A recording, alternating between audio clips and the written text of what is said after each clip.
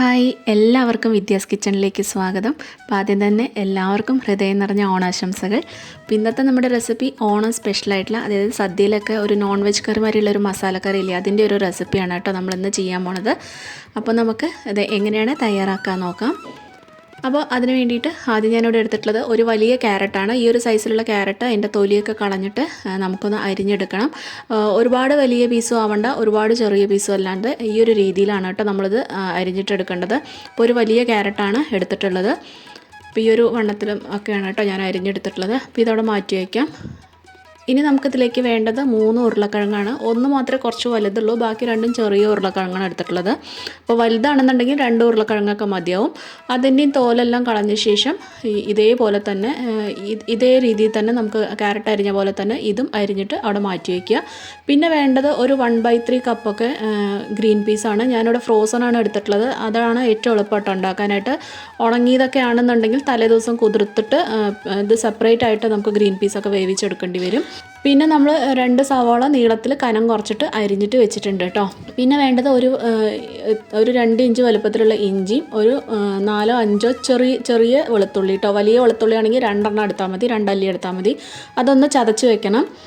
പിന്നെ ഞാനിവിടെ ഒരു ചട്ടി വെച്ചിട്ടുണ്ട്. അതിലേക്ക് കുറച്ച് വെളിച്ചെണ്ണ ഒഴിച്ച് കൊടുത്തിട്ട് നമ്മുടെ വെജിറ്റബിൾസൊക്കെ നന്നായിട്ട് കഴുകിയ ശേഷം ഇതിലേക്കൊന്ന് ഇട്ട് കൊടുത്തിട്ട് നല്ലപോലെ ഒന്ന് വഴറ്റിയെടുക്കണം. അതായത് നമ്മുടെ പൊട്ടറ്റോയും ക്യാരറ്റും ഗ്രീൻ പീസും നന്നായിട്ടൊന്ന് വഴറ്റിയെടുക്കണം. അങ്ങനെ വഴറ്റിയെടുത്ത് ഒരു 5 മിനിറ്റൊക്കെ നന്നായിട്ടൊന്ന് വഴറ്റിയെടുക്കുക ലോ ഫ്ലെയിമിൽ വെച്ചിട്ട്. പിന്നെ വഴറ്റിയെടുത്തിട്ട് ഉണ്ടാക്കുമ്പോൾ ഒരു പ്രത്യേകതരം ടേസ്റ്റാണ് കേട്ടോ. അപ്പോൾ അതവിടെ മാറ്റി വെച്ചിട്ടുണ്ട്. ഇനി കുറച്ചും കൂടി ഞാൻ വെളിച്ചെണ്ണ ഒഴിച്ച് കൊടുത്തിട്ട് അതിലേക്ക് ഇഞ്ചി വെളുത്തുള്ളി പേസ്റ്റ് മിക്സ് ചെയ്തൊന്ന് ഇട്ട് കൊടുത്തിട്ടുണ്ട്. പിന്നെ അതിലേക്ക് കുറച്ച് കരിവേപ്പില ഇട്ട് കൊടുത്തിട്ടുണ്ട്. പിന്നെ നമ്മൾ അരിഞ്ഞു വെച്ചിട്ടുള്ള സവാള നൈസായിട്ട് തന്നെ അരിയാനായിട്ട് ശ്രദ്ധിക്കണം കേട്ടോ. അപ്പോഴാണ് നന്നായിട്ട് വഴഞ്ഞിട്ട് നല്ല ടേസ്റ്റായിട്ട് കിട്ടുക. അപ്പോൾ ഇത് പെട്ടെന്നൊന്ന് ആയി കിട്ടാനായിട്ട് ഞാൻ കുറച്ചൊരു 1/4 ടീസ്പൂൺ ഉപ്പും കൂടി ഇട്ട് കൊടുത്തിട്ട് നന്നായിട്ടൊന്ന് വഴറ്റിയെടുക്കുന്നുണ്ട്. അപ്പോൾ സവാള അത്യാവശ്യം ഒന്ന് കളറൊക്കെ ചേഞ്ച് ആയിട്ട് വരണം കേട്ടോ. ഈ ഒരു രീതിയിലായിട്ട് വരണം. ഈ ഒരു രീതി ആവുന്നവരെ നന്നായിട്ടൊന്ന് വഴറ്റിയെടുക്കുക. അതിനുശേഷം ഇതിലേക്ക് ഒരു 2 വലിയ തക്കാളി ചേർത്ത് കൊടുക്കുക. തക്കാളി നന്നായിട്ട് അത്യാവശ്യം ഒന്ന് ഉടഞ്ഞ് കിട്ടുന്നവരെ, അല്ലാണ്ടൊന്നും ഉടയണമെന്നില്ല, ഒന്ന് ഉടഞ്ഞ് കിട്ടുന്നവരെ ഒന്ന് വഴറ്റി കൊടുത്താൽ മതി. ഒരു 1/4 ടീസ്പൂൺ മഞ്ഞൾപ്പൊടിയും കൂടി ഇട്ട് കൊടുത്തിട്ട് മഞ്ഞൾപ്പൊടിയും കൂടി പച്ചമണം ഒന്ന് വിടുന്നവരെ നന്നായിട്ടൊന്ന് വഴറ്റി കൊടുക്കുന്നുണ്ട്. അപ്പോൾ തക്കാളിയൊക്കെ ഒന്ന് അത്യാവശ്യം ഉടഞ്ഞു കഴിഞ്ഞ ശേഷം നമ്മൾ നേരത്തെ വഴറ്റി വെച്ചിട്ടുണ്ടായിരുന്ന ആ വെജിറ്റബിൾസ് നമുക്കിതിലേക്ക് ചേർത്ത് കൊടുക്കാം. പിന്നെ അതിലേക്ക് നമുക്ക് ഉപ്പ് ചേർത്ത് കൊടുക്കുക. ഒരു 1/4 മുതൽ 1 ടീസ്പൂണിൻ്റെ ഉള്ളിലാണ് കേട്ടോ ഉപ്പ് ചേർത്ത് കൊടുക്കേണ്ടത്. ഓൾറെഡി സവാള വഴറ്റുമ്പോഴും നമ്മൾ ഇത്തിരി ഉപ്പ് ഇട്ട് കൊടുത്തിട്ടുണ്ടായിരുന്നു.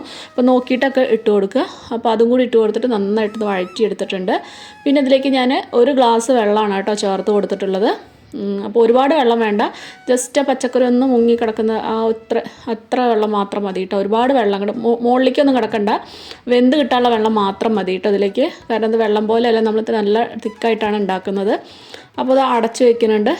അതൊരു 5-6 മിനിറ്റ് ഒന്ന് അടച്ച് വെച്ചിട്ട് നല്ലപോലെ വേവിച്ചെടുക്കുക. ആ ഒരു സമയത്ത് നമുക്കിതിലേക്കുള്ള ഒരു അരപ്പ് തയ്യാറാക്കണം. അതിന് വേണ്ടിയിട്ട് ഒരു ചെറിയ തേങ്ങയുടെ 1/2 മുറി തേങ്ങ ചിരകി വെച്ചിട്ടുണ്ട്. അത് നമുക്ക് ഒരു പാനിലോട്ട് മാറ്റി കൊടുത്തിട്ടുണ്ട്. ഇനി ഇതൊന്ന് ഡ്രൈ റോസ്റ്റ് ചെയ്തെടുക്കണം. വേണമെന്നുണ്ടെങ്കിൽ നിങ്ങൾക്ക് കുറച്ച് വെളിച്ചെണ്ണ ഒഴിച്ച് കൊടുക്കുക. ഞാൻ ഒത്തിരി വെളിച്ചെണ്ണ ഒഴിക്കേണ്ട വെച്ചിട്ടാണ് കേട്ടോ ഞാൻ ഡ്രൈ റോസ്റ്റ് ചെയ്യുന്നത്. അപ്പോൾ ഇങ്ങനെ ചെയ്താലും കുഴപ്പമൊന്നുമില്ല. അപ്പോൾ ഒന്ന് നന്നായിട്ടൊന്ന് കളറ് ചേഞ്ച് ആവുന്നവരെ കണ്ട് നന്നായിട്ടൊരു ബ്രൗൺ കളർ ആവുന്നവരെ നന്നായിട്ടൊന്ന് വഴറ്റി കൊടുക്കണം കേട്ടോ. അപ്പോൾ ഇത് കളറൊന്നൊക്കെ ചേഞ്ച് ആയി കഴിയുമ്പോൾ നമുക്കതിലേക്ക് കുറച്ച് കരിവേപ്പിലയും പിന്നെ ഒരു 1/4 ടീസ്പൂൺ മല്ലിപ്പൊടി, പിന്നെ ഒരു ടീസ്പൂണും കുറച്ചും കൂടി മുളക് പൊടി എരിവിനനുസരിച്ച് കൂട്ടുകയോ കുറയ്ക്കുകയോ ചെയ്യുക കേട്ടോ, നോക്കിയിട്ട് ഇടണം. പിന്നെ ഒരു 1/4 ടീസ്പൂൺ ഗരം മസാലയുടെ പൊടി, ഗരം മസാല ഒന്ന് സ്കിപ്പ് ചെയ്യാൻ പാടില്ല, ഇട്ട് കൊടുക്കണം. പിന്നെ ഒരു 1/2 ടീസ്പൂൺ വലിയ ജീരകം, അതായത് പെരുംജീരകം പൊടി ഉണ്ടെന്നുണ്ടെങ്കിൽ പൊടി ഒരു 1/2 ടീസ്പൂൺ ഇട്ട് കൊടുത്താൽ മതി. അപ്പോൾ അല്ലാത്തവർ ഇങ്ങനെ ഇട്ട് കൊടുക്കുക. പിന്നെ ഒരു 1/4 മുതൽ 1/2 ടീസ്പൂണിൻ്റെ ഉള്ളിൽ മുഴുവനായിട്ടുള്ള കുരുമുളക് ഇല്ലയെന്നുണ്ടെങ്കിൽ അതിൻ്റെ പൊടി ചേർത്ത് കൊടുക്കുക. എന്നിട്ട് ഫ്ലെയിം ഓഫ് ചെയ്ത ശേഷം മാത്രം നമുക്കിതൊന്ന് റോസ്റ്റ് ചെയ്തെടുക്കുക കേട്ടോ. അല്ലാന്നുണ്ടെങ്കിൽ പൊടി പെട്ടെന്ന് കരിഞ്ഞു പോകും. അപ്പോൾ ഫ്ലെയിമൊക്കെ ഓഫ് ചെയ്തിട്ടുണ്ട് ആ ചൂടിൽ തന്നെ ഇത് പൊടിയൊക്കെ നന്നായിട്ടൊന്ന് ആയി കിട്ടും. അപ്പോൾ ഇതൊന്നിനി ആറിയ ശേഷം നന്നായിട്ടൊന്ന് മയത്തിൽ, ഒരുപാട് വെള്ളം ഒഴിക്കാണ്ട് പാകത്തിന് മാത്രം വെള്ളം ഒഴിച്ചിട്ട് നന്നായിട്ട് മയത്തിൽ അരച്ചിട്ട് നമുക്ക് മാറ്റി വെക്കണം. അപ്പോൾ ഈ ഒരു സമയത്ത് നമ്മുടെ പച്ചക്കറിയൊക്കെ നന്നായിട്ട് വെന്ത് കിട്ടിയിട്ടുണ്ട്. അപ്പോൾ അത്യാവശ്യം നല്ല രീതിക്ക് തന്നെ അത് വെന്ത് കിട്ടിയിട്ടുണ്ട് കേട്ടോ. അപ്പോൾ ഈ ഫ്രോസൺ ആയിട്ടുള്ള ഗ്രീൻ പീസൊക്കെ ഇടുമ്പോഴാണ് കേട്ടോ പെട്ടെന്ന് വെന്ത് കിട്ടുള്ളൂ. അല്ലാന്നുണ്ടെങ്കിൽ നമ്മൾ സെപ്പറേറ്റ് ആയിട്ടൊക്കെ വേവിച്ചെടുക്കേണ്ടി വരും. അത് കുറച്ച് ബുദ്ധിമുട്ടായിരിക്കും. അപ്പോൾ ഫ്രോസൺ തന്നെ എടുക്കുകയായിരിക്കും കേട്ടോ നല്ലത്. അപ്പോൾ അത് നന്നായിട്ടൊന്ന് മിക്സ് ചെയ്ത ശേഷം നമ്മൾ നേരത്തെ അരച്ച് വെച്ചിട്ടുണ്ടായിരുന്ന തേങ്ങയുടെ അരപ്പ് നമുക്കിതിലേക്ക് ചേർത്ത് കൊടുക്കാം. അതും കൂടി ചേർത്ത് കൊടുത്തിട്ട് ആ മസാലയൊക്കെ എല്ലാവിടെയും ആവുന്ന പോലെ നന്നായിട്ടൊന്ന് മിക്സ് ചെയ്ത് കൊടുക്കുക.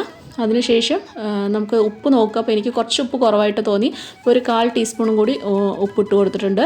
അതും കൂടി ഇട്ട് കൊടുത്ത ശേഷം വീണ്ടും ഒന്ന് നന്നായിട്ട് ഇളക്കിയിട്ട് നമുക്കതൊരു 3-4 മിനിറ്റ് ഒന്ന് വീണ്ടും അടച്ചു വെച്ചിട്ട് ഒന്ന് ഇതാക്കി എടുക്കണം. കാരണം മസാലയൊക്കെ നന്നായിട്ട് ഈ വെജിറ്റബിൾസിൻ്റെ ഉള്ളിലേക്ക് പിടിക്കാനായിട്ട് ഒരു 4 മിനിറ്റോളം നമുക്കൊന്ന് മൂടി വയ്ക്കണം.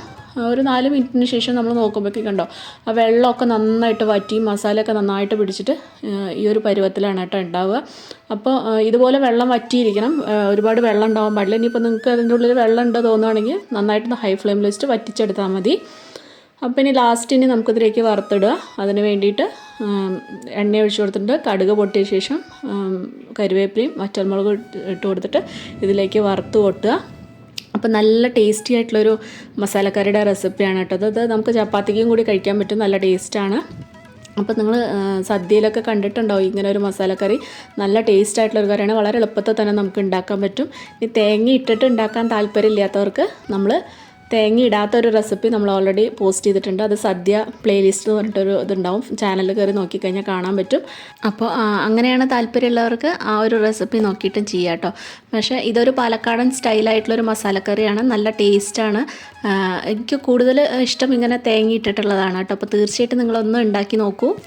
അപ്പോൾ ഉണ്ടാക്കി നോക്കിയിട്ട് നിങ്ങൾക്ക് ഇഷ്ടപ്പെടുകയാണെങ്കിൽ തീർച്ചയായിട്ടും നിങ്ങളുടെ ഫ്രണ്ട്സിനും ഫാമിലിക്കൊക്കെ ആയിട്ട് ഒന്ന് ഷെയർ ചെയ്ത് കൊടുക്കാൻ മറക്കരുത്. അപ്പോൾ നമ്മുടെ ചാനലിൽ സദ്യ റെസിപ്പീസ് എന്ന് പറഞ്ഞൊരു പ്ലേലിസ്റ്റ് ഉണ്ടാവും. അതിൽ കുറേ അധികം സദ്യയുടെ വിഭവങ്ങൾ, പായസത്തിൻ്റെ റെസിപ്പീസൊക്കെ ഉണ്ട്. തീർച്ചയായിട്ടും എല്ലാവരും ഒന്ന് കണ്ടു നോക്കിയിട്ടൊന്ന് സപ്പോർട്ട് ചെയ്യൂ. അപ്പോൾ ഇഷ്ടപ്പെടുകയാണെങ്കിൽ നിങ്ങളുടെ ചാനലൊന്ന് സബ്സ്ക്രൈബ് ചെയ്ത് സപ്പോർട്ട് ചെയ്യാൻ മറന്നു പോകരുത്. അപ്പോൾ വീണ്ടും നമുക്ക് നല്ല നല്ല റെസിപ്പീസായിട്ട് നമുക്ക് വീണ്ടും കാണാം. Take care. ബൈ.